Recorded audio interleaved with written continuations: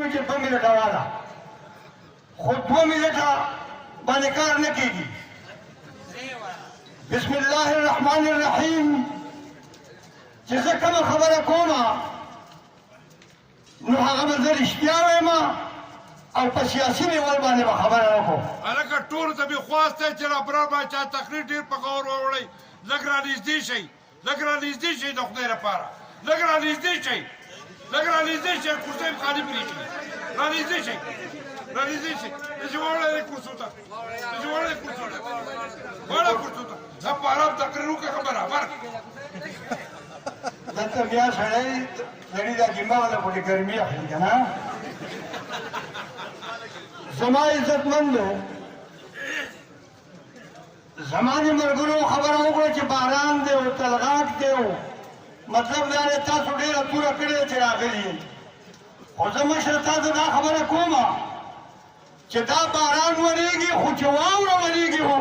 نو انشاءالله العزیز دا ستا مخې ته او شاته چې دا کوم خلک ولاړ دی نو دا به په واوره کې هم دلته کې حاضري کوي. زه د دې پیشنګټ ته په راتلو باندې د زړه د کومې د هرکلی ویم او دیو د یو دوو درېو خبرو نه خبرومه. خلک نه دی خبر ګورئ. عزتمندو، دا کم کسان چې راغلي دي نو دا دیو ته به هم چې ته یو بل ملګري صرف په میډیا باندې وینا شوې ده، په میډیا باندې وینا شوې ده. زمونږ ایم پی آی صاحب چې کومه مینه د خلکو له ورکړې ده نو دا پردن ته ټلیفون کوو، داسې وه که بل شان وه.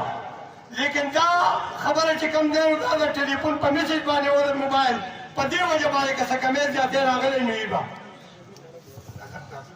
زه دا خبره کومه چې زمونږ نن د تحصیل دینجي په خاوره چې کله دا مهم شروع شوی دی نو زمونږ 15مه ورځ ده. په دې کې د دیو د کور چې کوم کشران دي د ابوذر په شکل کې، د عزیز الله په شکل کې، د تنویر په شکل کې او حاضر قیاس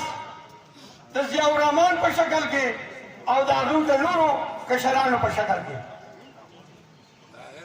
د طاهر په شکل کې زه د دیو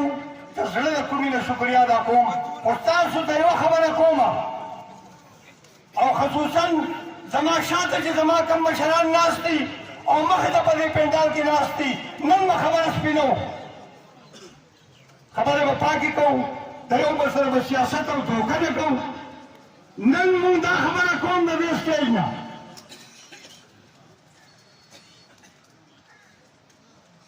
چې مونږ د پاکستان پیپلز پارټۍ او د بهبهادر خان منونکي یو چې دی په کومه لار روان دی مونږ سره په هغه لار باندې روان یو. هلکه دې څه لکه بل شان ده. زما عزتمندو، د کشر ډیوټي په خپل ځای باندې ده، خو مشره نن اخري خبره تا ته کومه، خفه کېږې به نه او خپل مشرانو ته دا خبره کوم که چېرې تاسو دا وایئ چې مونږ دا شی ګټو نو دا به څنګه ګټو؟ ګورئ مونږ 15مه ورځ ده، مونږ ګرځو په تحصیل دینجي کې. مشره زه دا خبره کوم چې کم مشران او سپین ږیري او زموږ د پارټۍ مشران نن په دې پنډال کې ناست دي، دیو به پاسي او دیو به قرباني ورکوي او دا کشر به ورپسې که خبره داسې نه وه نو دا یوه خبره ذهن کې کېږي مشرانو ټیک ټاک که دا الیکشن مونږ وبایلو او مونږ ته رزلټ صحیح رانغی نو د دې مشرانو لار به په ووایو او بهبهادر خان ستا لار به په بلی. مونږ دا خلک به ټیک ټاک د دې خبرې خلاف یو او د دې خپل مشرانو خلاف به یو چې دیو دې جهاد ته راونواته او دا مقابله یې ونه کړه نو به یې مونږ به ستاسو نه خفه یو. باقي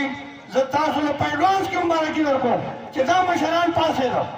زما دې په خدای قسم وکړه دا شی زموږ دا الیکشن زموږ له چا پلار وګټو. بله خبرې راغونډوم چې بلاول را روان دی دا زموږ دپاره مخکې هم دې خلکو مخکې هم ته مخکې دا قام در پسې دی دا خو لا دا ژوندی مخلوق دی او موږ به د قبر رحمونې را پاڅوو انشاءالله زموږ سره به اسلام آباد ته روانېږو